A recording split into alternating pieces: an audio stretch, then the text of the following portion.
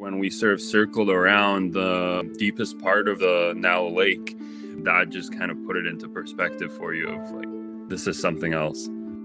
During the flooding that devastated BC in late November, photographer Martin Gregus boarded a plane over the course of a few days to get a dramatic view of the extensive impact. Ironically, while he may have been high above the damage, he was able to connect to the human impact of the events. Quite literally in some cases. You know, as a fellow photographer, the aerial perspective has become so critical to what we do.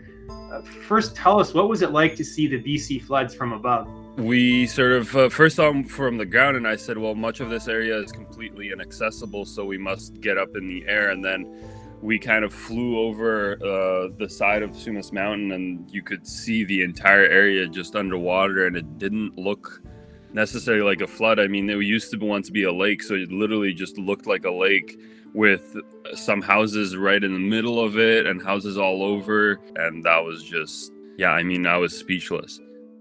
Was there a particular scene that shocked you more than any other? Yeah, I mean, it just so happened when we were there was a fire on one side of the flood.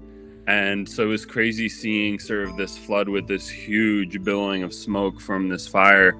And then another part, when we sort of circled around the deepest part of the now lake, we saw a few houses and they just seemed completely alone in the vastness of the water. And that just kind of put it into perspective for you of like, wow, you know, this is something else. I understand you found a way to connect with some of the homeowners whose houses had been damaged. How did that idea come about? I put out a post after I did my first day out there. I just put it on Instagram. I had almost no one following me from this area. And then one guy messages me and he says, oh, that's us going with the boat. When you were droning, did you happen to get any shots of our property and our house? I said, no, sadly I didn't, but I'm flying there tomorrow. If you want, send me your address and I'll fly over.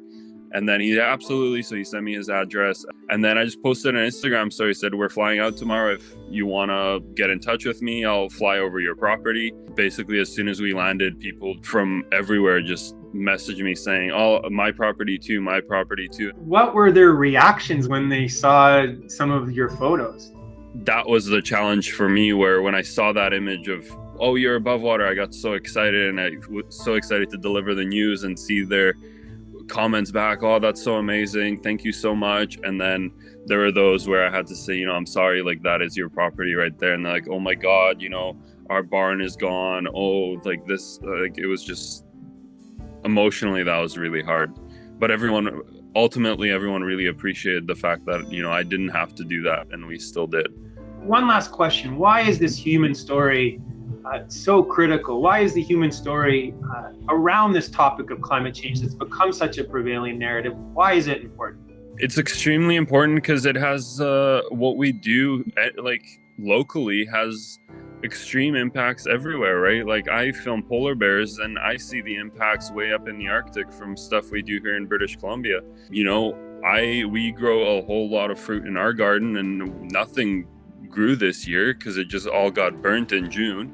And then, you know, you have the extreme of the flooding now, which is just all an outcome of what we do, right? You know, we log the forest, they don't hold enough moisture anymore. All of a sudden it's warmer, they burn, they hold even less moisture, and then all that water has to come somewhere. And we built our houses on floodplains and former lakes, and it's just nature sort of dealing with us.